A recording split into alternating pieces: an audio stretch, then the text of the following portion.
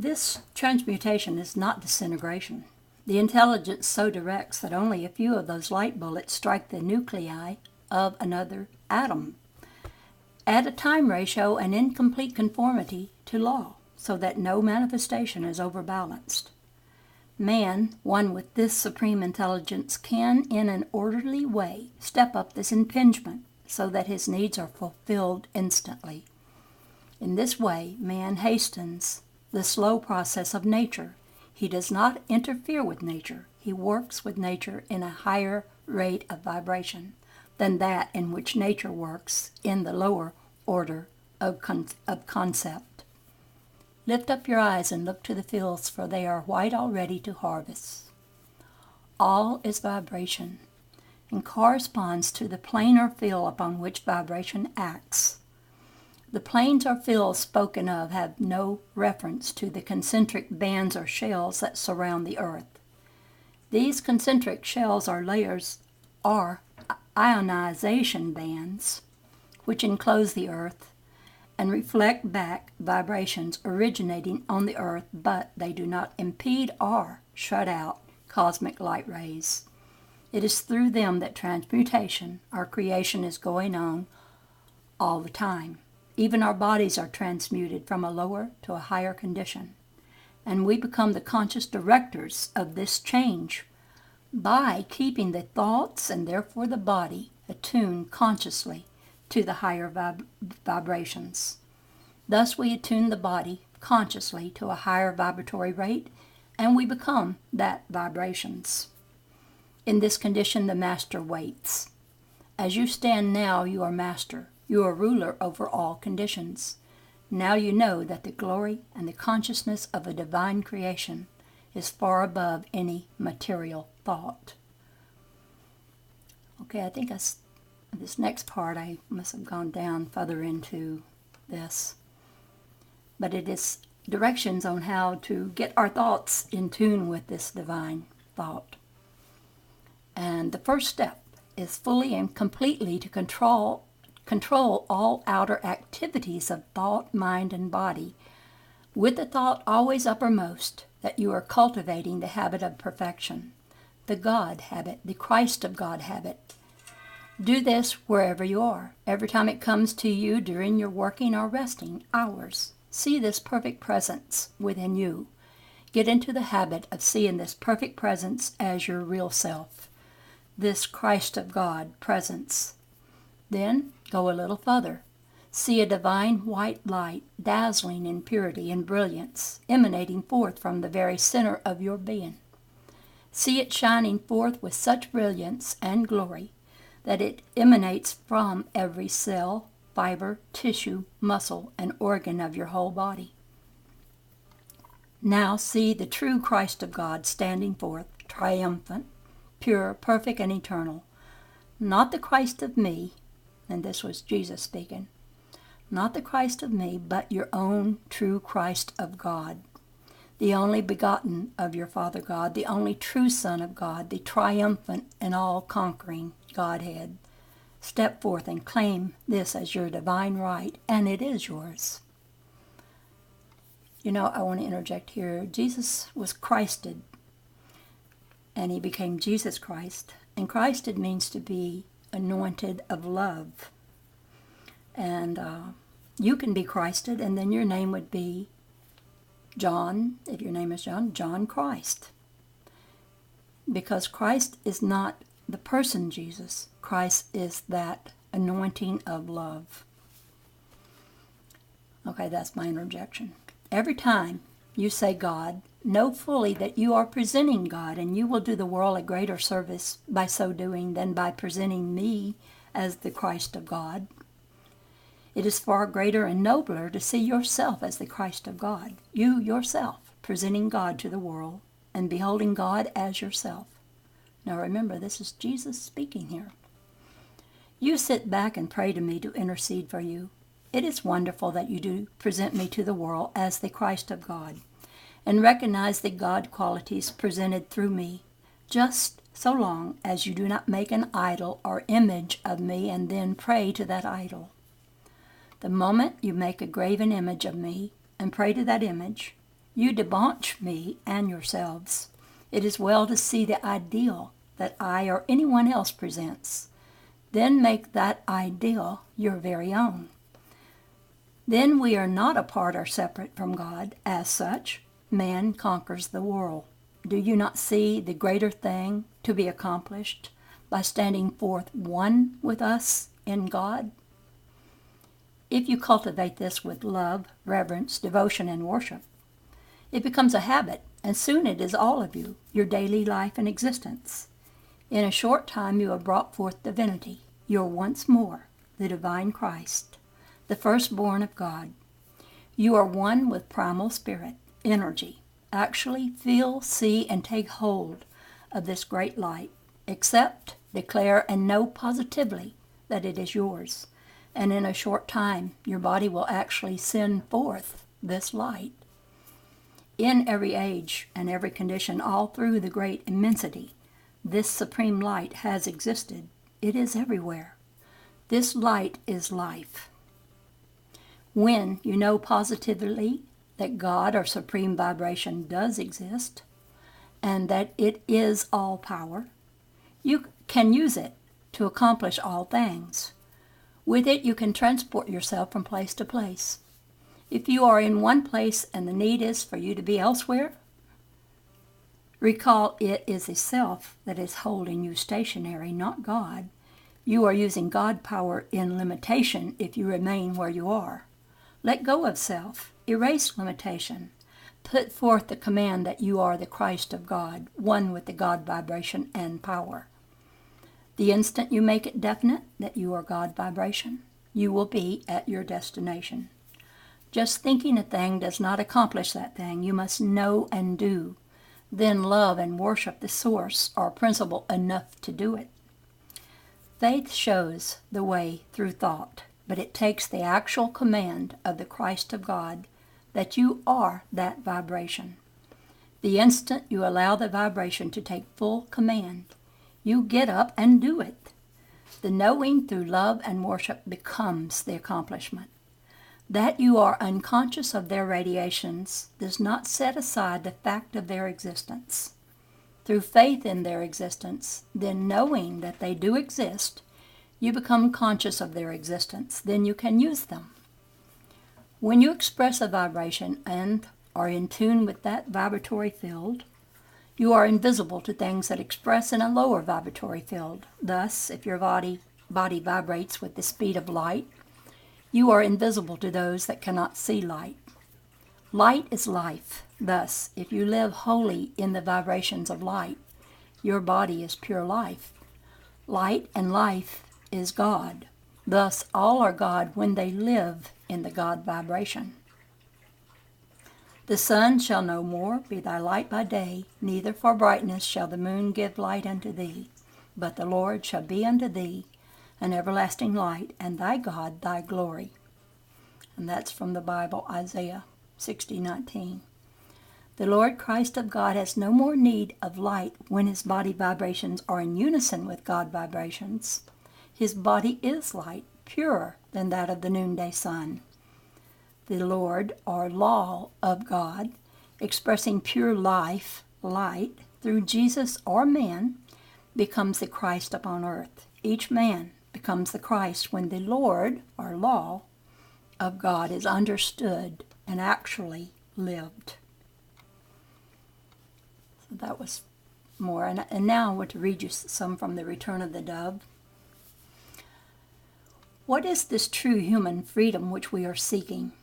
Freedom for man comes to him as a result of his using God-free energy in its natural, free way. God energy in its pure form flows into man heartbeat by heartbeat. As the pure electrons are released by the sacred threefold flame within the heart, they enter the bloodstream. As they enter, they are immediately qualified or stamped with the pattern of the individual. They can be qualified with love, or they can be misqualified with hate. In other words, the electrons, which provide all power, can be used to carry out loving deeds, to think loving thoughts, to speak loving words, or they can be used in an opposite manner, depending upon the choice we make through the use of our free will. When man misuses this electronic power in performing hateful acts, he misqualifies the energy. In other words, he leaves his stamp of imperfection upon millions of electrons that flow into his bloodstream. This energy is God energy, and as such it must obey the free will of man, for man is God created as a free being. When man chooses to enslave this free and pure energy so that it will do his bidding and supply him with power to carry out some questionable enterprise, he thereby enslaves himself. He starts each pure electron on its way through his own bloodstream with a handicap, the weight of his own feeling of discord. The electron itself remains pure, for it is God energy and can know no impurity. But as it whirls on its course, it collects around itself a shell of impure matter, the same murky, gray astral matter that the laggards brought to earth. As it takes its appointed place with other electrons and forms an atom, the sticky substance clings, and soon the revolution of the electrons within the atom is slowed by the clogging. Then the revolution of the atom itself is slowed, and in addition, the atom collects the same astral substance on its outer shell, adding further weight. The resulting rate of electronic revolutions plus atomic revolutions, taken as a whole in a man's physical, etheric, emotional, and mental bodies, constitute what is known as his state of consciousness, or his vibratory note. If his electrons and atoms are revolving slowly, he is not only subject to disease, but he is subject to ugly delusions such as death. He begins to feel old age creeping up, and in his limited understanding, he assumes that death is not far away. He feels fearful, bereaved, and alone. He cannot understand who he is or why he is here. He has no purpose in accord with the divine plan. He is, in short, a materialist, weighed down by his own burdens of hate, which he carries right within his own atoms. He tends to be separative in relation to his God and his fellow man, because he is usually quite charmed by the amount of astral debris he has accumulated in his atomic structure. The weight of the misqualified energy he is using places him under the delusion that the rioting force which gives him power, which gives him power. Wait a minute, let me read that again. The weight of the misqualified energy he is using places him under the delusion that the rioting force within gives him power. Should be a comma there. He throws his weight around, as the popular saying goes. He likes to give orders, put people in their place, clamp down on this situation or that, and in general acts like a big shot. If he happens to be a scientist seeking to ferret out the secrets of atomic power, he can only react according to the limitations he has imposed upon his own atomic structure. He therefore seeks to enslave the atom, just as he has enslaved his own atoms that he lives with each day. He can think of atomic power only in terms of fission and fusion. He wants to split the atom, to tear it apart by brute force, to strip it bare as one would strip the skin off an orange. His way is the way of hate, of fear, of snickering smugness. The individual who is not separated from his source by this barrier of astral debris within his four lower bodies works with the rays and the flames. He forms a close friendship with the seven great Elohim who built this planet, and with the seven mighty archangels and their angelic host who guard the planet and aid all persons who ask for angelic assistance. He reasons that if the Elohim constructed the planet, then he must come to an understanding with these mighty builders. He must try to learn their techniques. He must try to follow their way. Their way is the way of love. Therefore, his way must be the way of love. If he observes the work of the fission-fusion scientist, he understands that they have brought all humanity to the verge of disaster with their way of hate, of fear, of black magic. He understands that while this planet was yet a paradise before the laggards came, the light within the atom was released in beauty, in peace, and in all the mighty strength of the One. He knows that this way of truth must once more shine upon the minds of all men everywhere before man can release himself into freedom, before he can ascend to his home star. He knows that man can accomplish nothing in his brief state of loneliness because he feels so far from his Creator. He knows that every individual must someday accept the great gift of God, the violet fire of transmutation. He knows that someday, sometime, someplace, each individual must visualize that flame sweeping through and through each atom in his 4 lower bodies, transmuting all electronic energy which he himself has misqualified down through countless ages of embodiments, individual by individual, until 10 billion souls have been counted. This transmuting process must go on atom by atom, electron by electron, until all humans on this planet emerge into freedom's light, and the planet itself enters its new orbit as Freedom Star. For that is the name written in the Book of Life for planet Earth. This is the program for the Aquarian age. And I will end here, but I will tell you, let me get it for you, I'm going to show it to you. Hold on. Grab this thing too.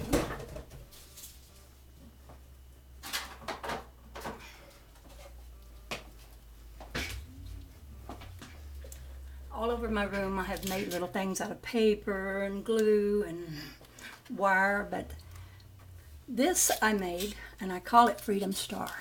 Let's see if I can get a better picture of it. Well, I tell a story that was given to me by Spirit, and it's called the Dove Story. I will put it over into the description bar. It was given through automatic writing. And it had to do with the folding of a piece of paper into the crane. Only Spirit told me that for this story, we would call it the dove, because the dove represents love and peace. And I hope you will go over in the description bar and listen to that story. I had never really brought anything through automatic writing through so great as that one. I mean, I thought that I didn't have much of a skill at that, but then one day, these words just poured from my hands. I was writing so fast. And I didn't even know what I was writing until I finished and looked back and read it all. It's a beautiful story. But anyway, this I call Freedom Star. And the reason I call it that is because of this right here. The earth is to be Freedom Star. In the latter part of this book, The Return of the Dove, Margaret Storm talks about Nikola Tesla, because you see, he was trying to bring God-free energy to the world. He wanted to light up the earth with light. That was his mission. But I guess his time was the wrong time because man wasn't ready for it yet. And I think we're getting more ready for it now. Anyway, this Freedom Star that I make, well, first I have to put the little folded piece of a dove that gets, I fold the dove to a certain stage I call the diamond stage. And I put 3 of them together. Look at this. Oh gosh. Let me see if I can get it. This is 3 of the doves. It's not showing up real good. There, that looks a little better. 3 of those stages put together. I called this the 3-fold flame, and I made it violet after the violet fire of transmutation. Okay, now these are real big ones, and there's 3 of them put together. But in order to make this the Freedom Star, you have to fold 180 pieces of paper and you put them together first as 3, and then you take those 3 and put 5 of them together, and you make a little rosette-like looking thing. I'm going to make a video showing exactly how to do that.